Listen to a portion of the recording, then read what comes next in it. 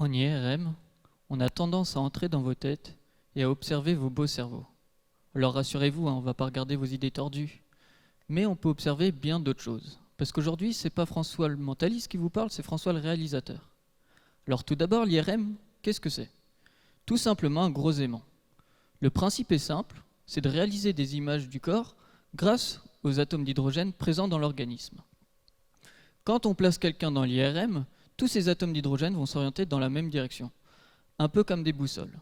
Ensuite, ils sont excités par une onde radio pendant un temps très court, ce qu'on appelle la résonance, après quoi, ils vont restituer l'énergie en un signal qui est capté par une antenne.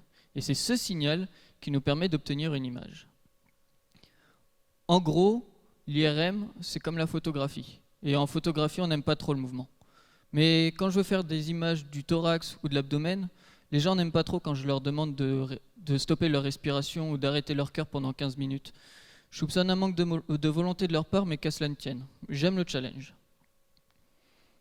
Et si je vous disais maintenant qu'à partir d'une image floue en mouvement, j'arrivais à obtenir plusieurs images nettes et voire même à en faire un film. Est-ce que vous me croiriez ?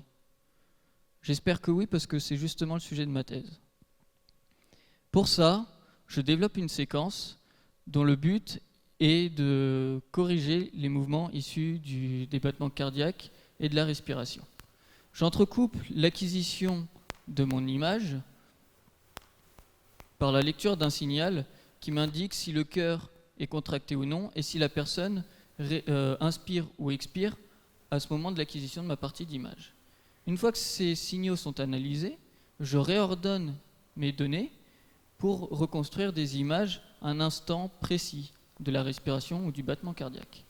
Et ça me permet d'obtenir plusieurs images très nettes à différents moments de la respiration ou d'un battement cardiaque. Alors je vous disais que l'IRM c'était comme la photographie, mais je dois vous avouer que la photo ça m'ennuie un peu. Moi ce que je préfère c'est quand ça bouge, je préfère les films.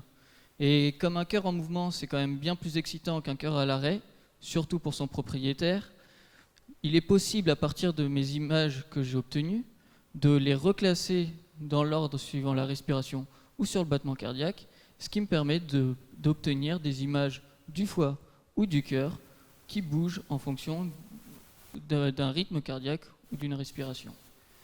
C'est pas pour rien qu'on m'appelle, que je m'appelle le Spielberg dans l'IRM.